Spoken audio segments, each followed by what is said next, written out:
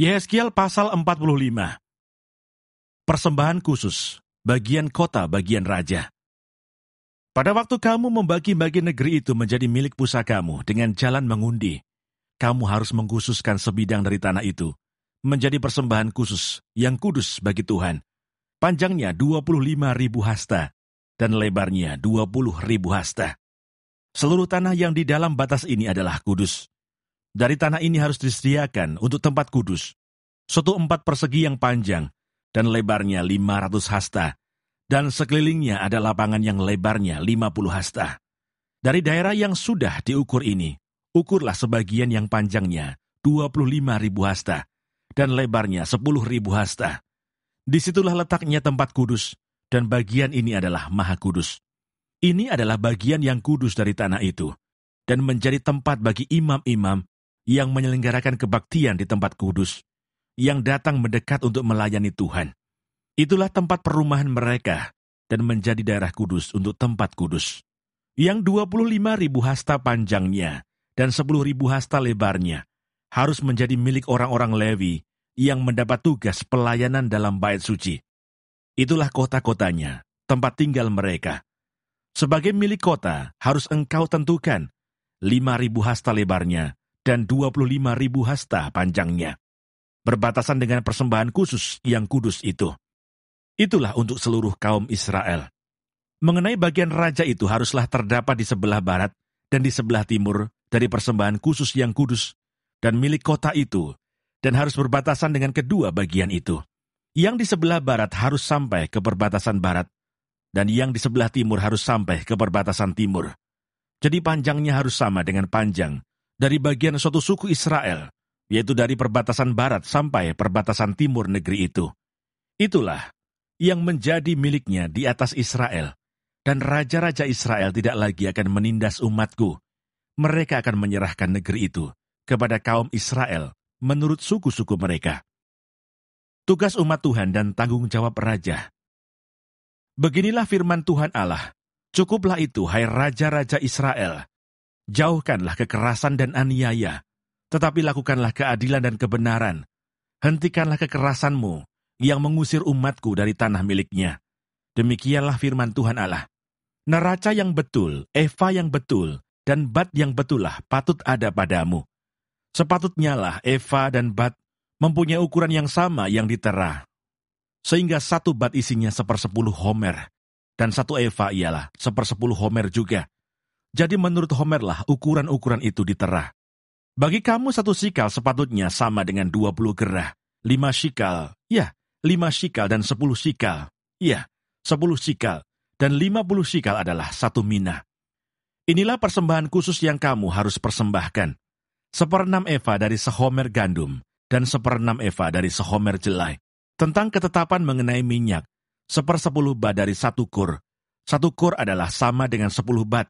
Seekor anak domba dari setiap 200 ekor milik sesuatu kaum keluarga Israel. Semuanya itu untuk korban sajian, korban bakaran, dan korban keselamatan, untuk mengadakan pendamaian bagi mereka. Demikianlah firman Tuhan Allah. Seluruh penduduk negeri harus mempersembahkan persembahan khusus ini kepada raja di Israel, dan rajalah yang bertanggung jawab mengenai korban bakaran, korban sajian, korban curahan pada hari-hari raya, bulan-bulan baru, hari-hari Sabat, dan pada setiap perayaan kaum Israel. Ialah yang akan mengolah korban penghapus dosa, korban sajian, korban bakaran, dan korban keselamatan, untuk mengadakan pendamaian bagi kaum Israel. Persembahan-persembahan dalam hari-hari raya. Beginilah firman Tuhan Allah.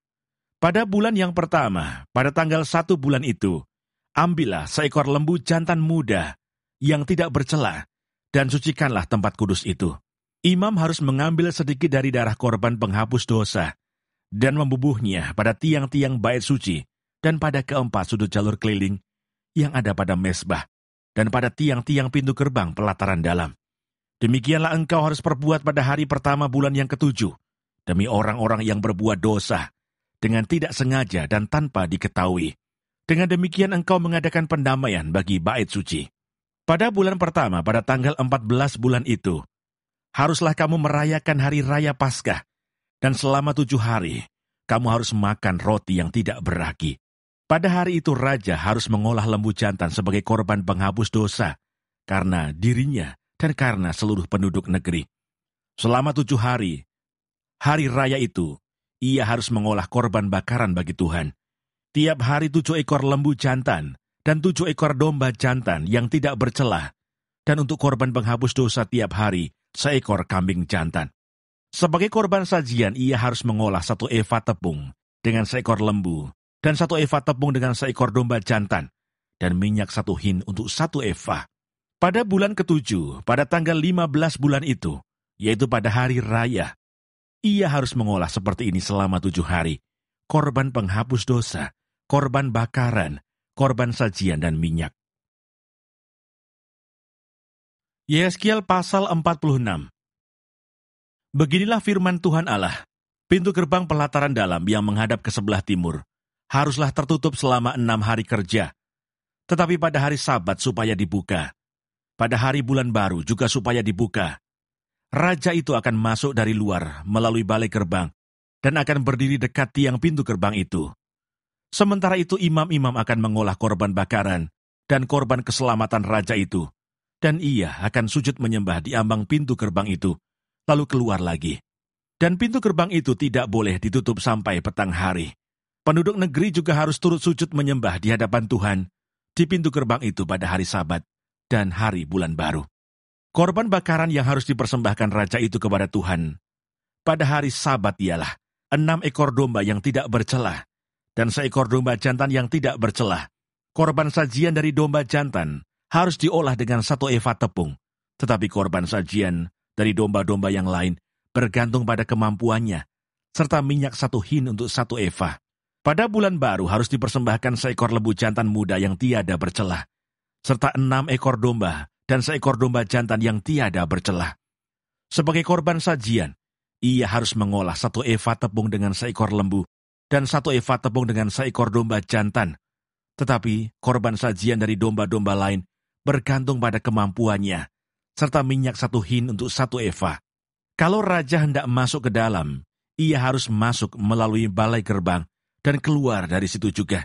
Tetapi kalau penduduk negeri pada perayaan-perayaan yang tetap berkumpul di hadapan Tuhan, dan yang masuk melalui pintu gerbang utara, untuk turut sujud menyembah biarlah mereka keluar melalui pintu gerbang selatan, dan yang masuk melalui pintu gerbang selatan, biarlah keluar melalui pintu gerbang utara. Janganlah seorang kembali melalui pintu gerbang kemasukannya, tetapi masing-masing harus keluar dari pintu gerbang yang di depannya.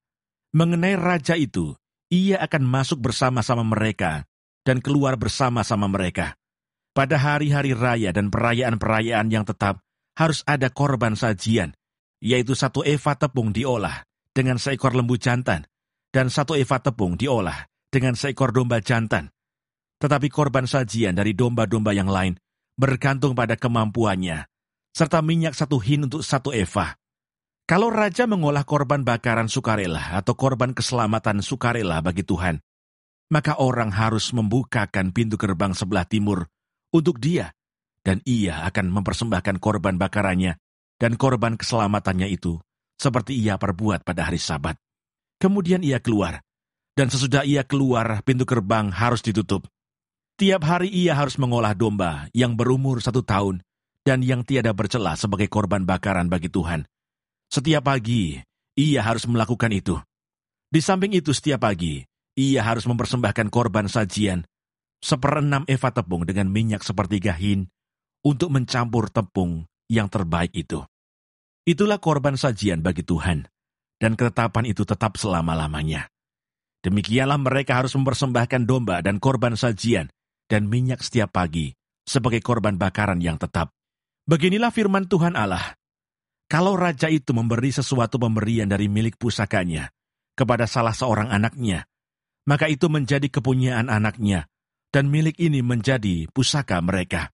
Kalau ia memberikan pemberian dari milik pusakanya kepada salah seorang hambanya, maka itu menjadi kepunyaannya sampai tahun kebebasan, lalu harus kembali kepada raja itu. Hanya anak-anak raja itu boleh mewarisi milik pusakanya.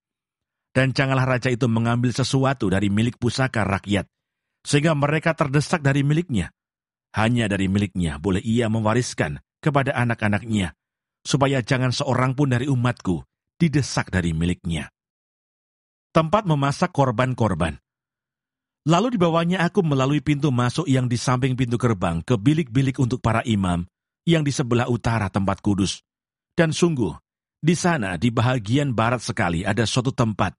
Ia berkata kepadaku, disinilah tempatnya imam-imam memasak korban penebus salah dan korban penghapus dosa dan membakar korban sajian, dan mereka tidak boleh membawanya ke pelataran luar, supaya dengan demikian mereka jangan menguduskan umat Tuhan. Kemudian diiringnya aku ke pelataran luar, dan membiarkan aku pergi ke 4 sudut pelataran itu. Sungguh, di tiap sudut pelataran itu ada lagi pelataran.